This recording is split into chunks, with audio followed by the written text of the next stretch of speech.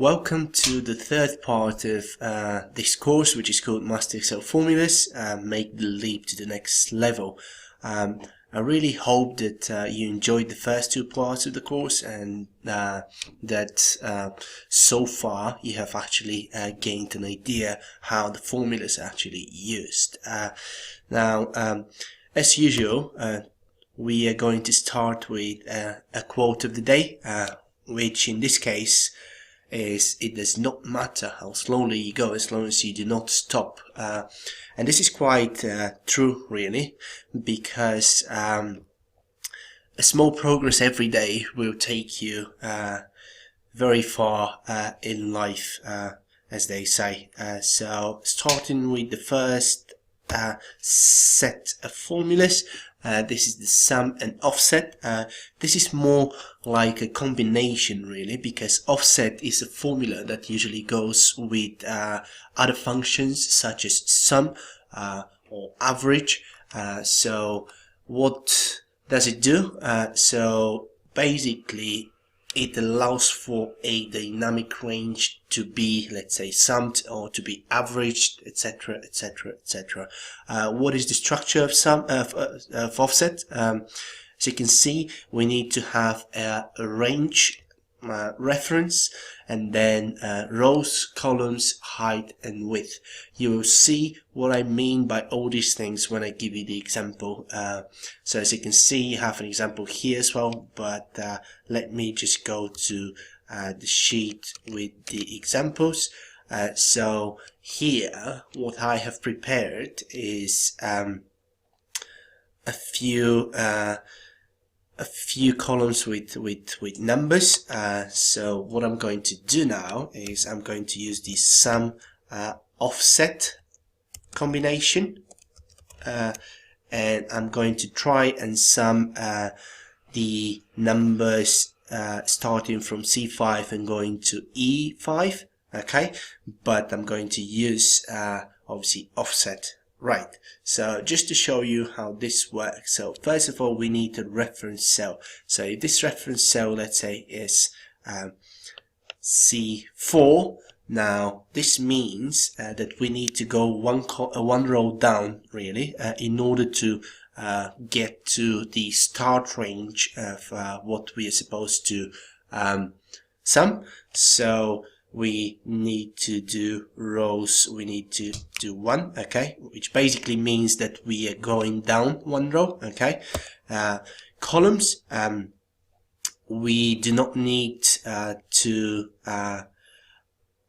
go to the left or go to the right in terms of the columns, because it is actually the same column that we need to start from, okay. And then we have height and width, which are usually optional functions, but we are going to use them in this case. So the height basically means this, really, how many rows, really. And in this case we have a height of 1, whereas the width is going to be 3, because we have 3 different cells that we need to sum, okay. And this is how the formula looks like.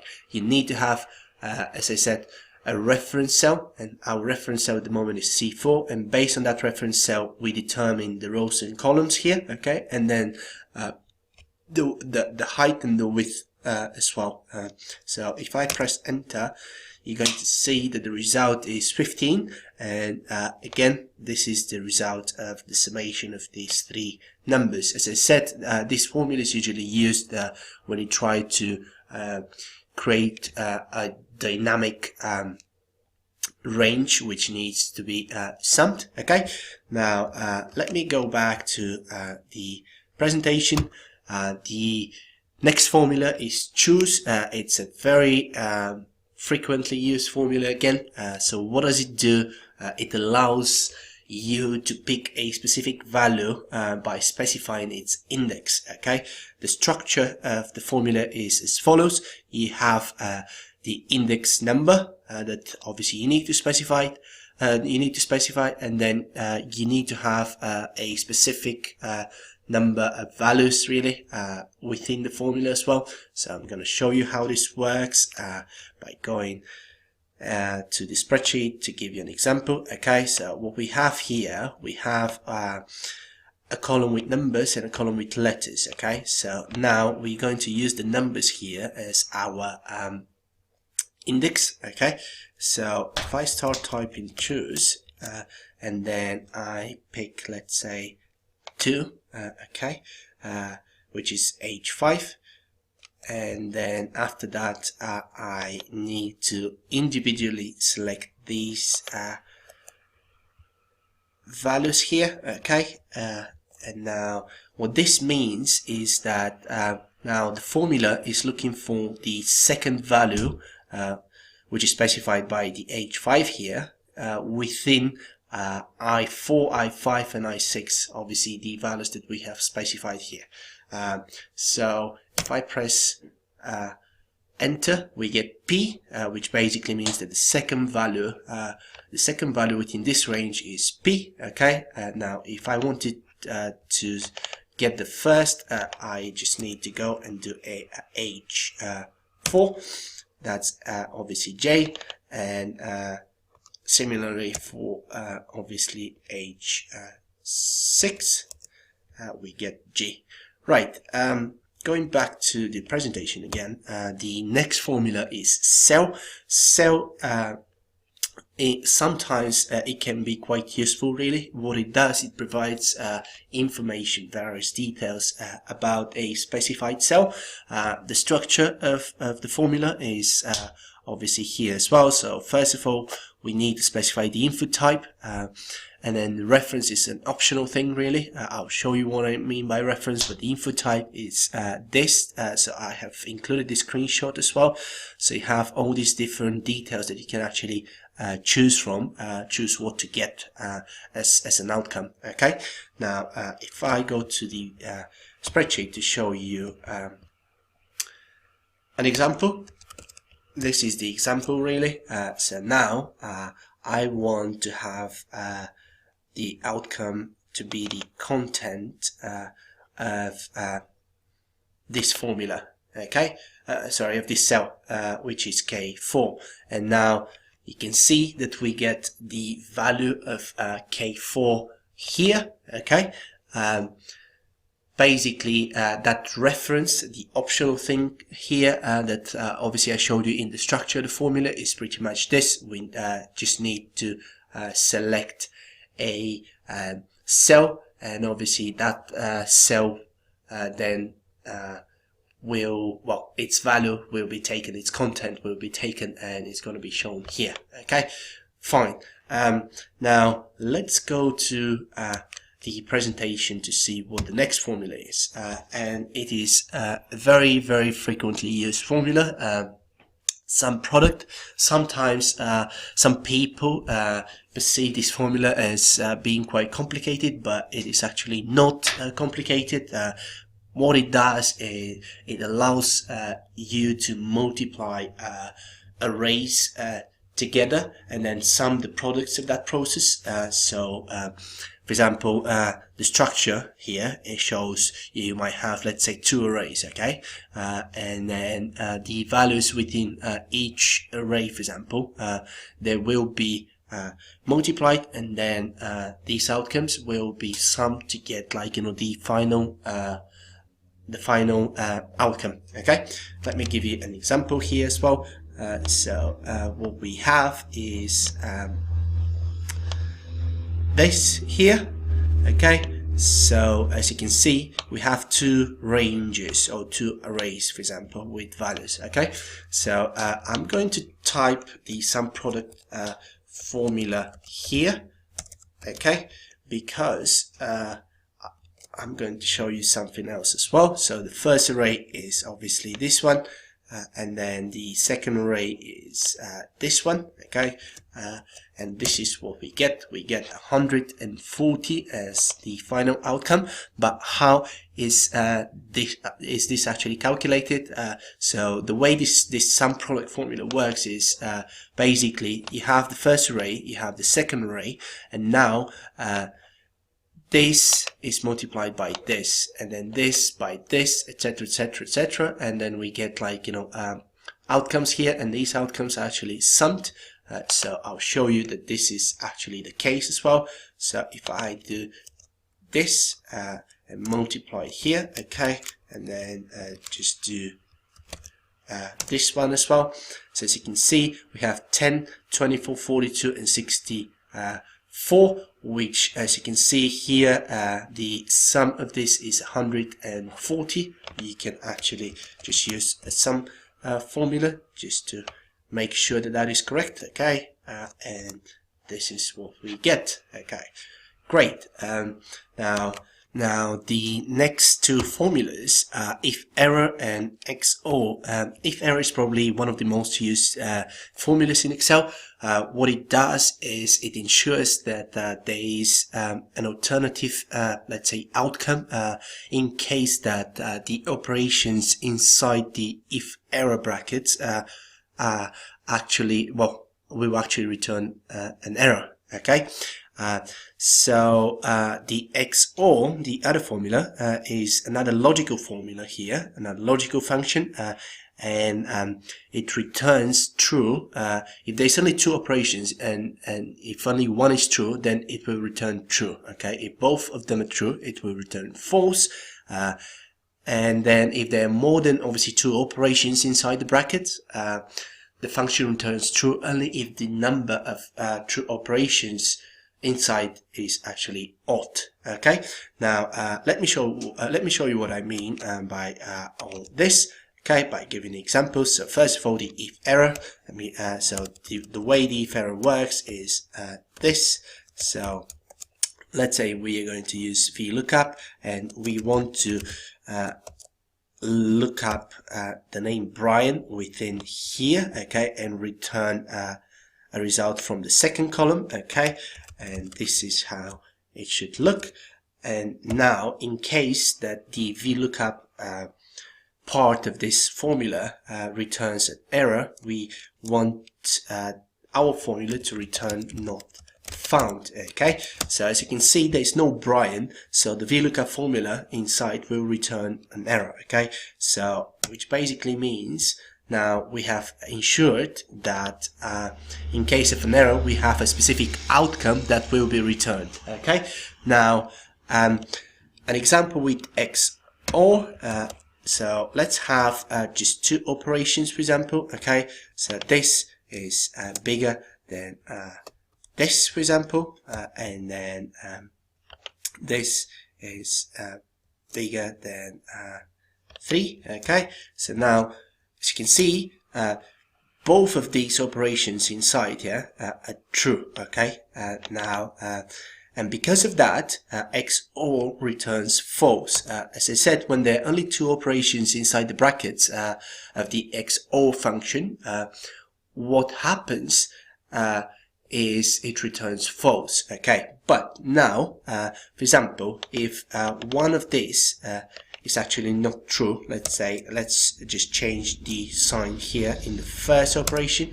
Now it's going to return true because 3 is not bigger than 15, but 10 is bigger than 3, okay. So this is these are obviously the two operations that we have here. Now let's insert another operation, okay. So now we have one true and one false, okay. But if we do insert another operation which is true, let's say this one, it will return false again, because now we have two true operations and one false. And from obviously the presentation, from what we stated there, and that obviously when there are more than two operations inside the brackets, if the number of the true operations is even, it is going to return false. If the number of true operations is odd, it's going to return true. And now let me show you a true outcome as well by adding another operation that is going to be true, okay. So now we have 3 operations here that are actually true, okay, and the first one is actually false.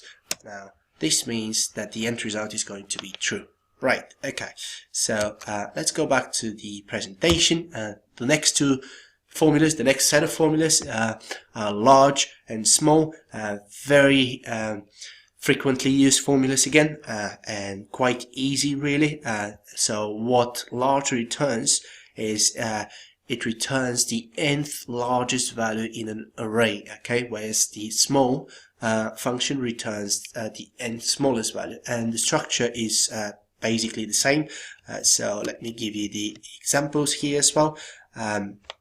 Now if I go down here, so the example, let me just delete this as well. So here we need to return the third largest value from this array, okay? So this is our array, and we want the third largest value, which is 44 in this case, and let's check if it's true. So we have 88 is the biggest one, it's the largest one, then we have 79, and then 44 is the third largest value, okay? Now we need here the second smallest value within this array, and as you can see, this is the array, and now we need the second smallest, and the second smallest is 40. So as you can see, the smallest value here is 23, second smallest is actually 40. Okay, great. Now the next formula is the rank formula. It's a very interesting formula. Not many people actually know about it, but it's extremely useful when you need to rank, let's say, specific numbers within a range. Okay, so basically, as I said, it purely returns the rank of a number within a range. If there are two numbers that are the same, it returns the rank of the first for the second one as well. So that's why we use rank.eq. Okay, I'll show you what I mean by giving you an example here as well. Okay, so now rank .eq, okay, is this, and now we need, let's say, the number here, and we need the reference range. So this is the reference range, and I'm going to fix the range as well, so you can see. So this is the fourth largest value really within our array. Okay, so now if I just go and populate this formula for the other cells as well, so the number one rank is for 5 because 5 is the biggest value. Now as you can see, we have 4 and 4 because 1 and 1 actually, well, they're basically the same number. Okay, and that's why we use the rank.eq formula, because it gives us the same rank for a number that is obviously repeated more than once within our range or array. Okay, now let's go to the next formula, which is the repeat formula. What the repeat formula does, it repeats a text or a number a specific number of times. Okay, so the structure of the formula is you have the text or the number, and then we repeat it like a specific number of times, as I said. So let me give you an example here. Okay, so this is our number, and this is the number of times we need to repeat it. So if I use the repeat formula here, okay, and select this, and then after that repeat this 3 times, this is what we get. Okay, now if this wasn't a number, if it was let's say a character, letter, for example, T, this is what happens. So 3 times, and if we want to repeat it let's say 8 times, for example, this is what happens as well. Again, if we want to turn it back to a number, this is what happens. Okay, now going back to the presentation, the next two formulas replace and substitute. They're very useful formulas, and obviously there is a little bit of a difference in obviously the structure and in what they do really, but like you know, the whole point of these two formulas is to replace, let's say, a specific text within an already existing, let's say, text or range. Okay, so let me just give you the example here as well. So this is what we have now. Here I am going to use replace, and now replace usually starts with the range. So this is our range. Okay, now where do we need to start? I want to replace 17, let's say, with 18. So that basically means I need to start from character 7. Okay, and I need to go for 2 characters or 2 spaces there, and the new text is going to be 18. Okay, so I need to put the new text in quotes. Okay, and this is what happens. Okay, now the substitute formula is a little bit different in terms of structure. Now we had here we had a word which obviously didn't mean, like, anything really, but we need to just replace a specific character there. Let's say if we want to replace the character T there with character B, we can do this. Okay, I just need to replace this with the semicolon again, and this is what happens. Okay, so all the T's are replaced by B, okay, as we specified. So now we actually have a word bubble, right? So I hope that you understand that the difference between replace and substitute here, okay, is mainly the structure and obviously in the way they have to be written. Okay, now going back to the presentation, the next formula is find. A very interesting formula, and what it does is it returns the index position of a specific character, starting from a specified position in the range. The way the formula is structured or is written is, first of all, we need to have the lookup character, okay, that is usually in quotes, and then we need to have the lookup range, and an optional thing here is the starting point. I'll show you one example without this option here, and one example with the option as well. Okay, now so what we have here is we have 2 words. Okay, so now the first example I want to give you is just a simple example without the use of the optional start number obviously operation here. Okay, now we need to find G, the index position of G.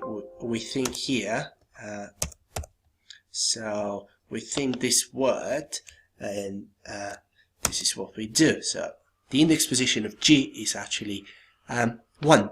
Right, now if we want to do that here though,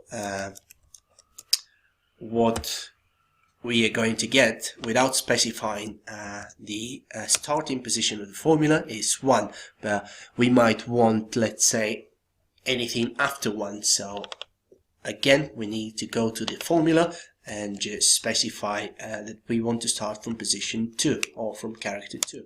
Now you can see that the next index position for G is actually in character 7, because we have 5 here. Okay, great, obviously has 5 characters. Then we have an empty space, which is the 6th character, and then the 7th position is actually G. Okay, right, going back now, I want to again leave you at the end of obviously part 3 of this course with what has become like obviously a permanent feature here in this course.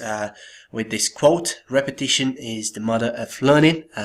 So I really encourage you to just go back, go back to the start of let's say this part 3, and just go over, like, the things that you want to go over, because obviously you'd rather have it, like, clarified, or you'd rather have it, like, clear in your mind, than obviously not knowing it. And if you have any questions, again, feel free to contact me using the comments of this course. I will be answering all the questions there. I really hope that you enjoyed this part, and I'll see you in the next part of the course.